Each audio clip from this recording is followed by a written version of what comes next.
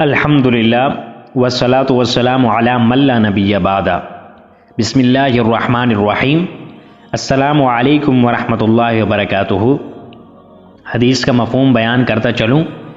حضرت ابو ذر رضی اللہ عنہ نبی کریم صلی اللہ علیہ وسلم سے نقل کرتے ہیں کہ آپ صلی اللہ علیہ وسلم نے فرمایا، جس شخص کے پاس اونٹ یا گائے یا بکریاں ہوں اور وہ ان کا حق یعنی زکوٰۃ نہ دیں تو کل قیامت کے دن اس کے وہ مویشی اس حال میں لائے جائیں گے کہ بہت بڑے بڑے اور فربہ شکل میں ہوں گے، اور پھر وہ شخص کو اپنے پیروں سے روندے کچلیں گے اور اپنے سینگوں سے ماریں گے۔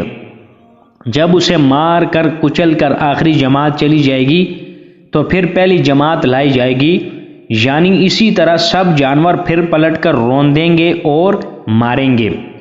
یہ سلسلہ ایسے ہی وقت تک جاری رہے گا جب تک کہ لوگوں کا حساب کتاب لے کر ان کا فیصلہ نہ کر دیا جائے۔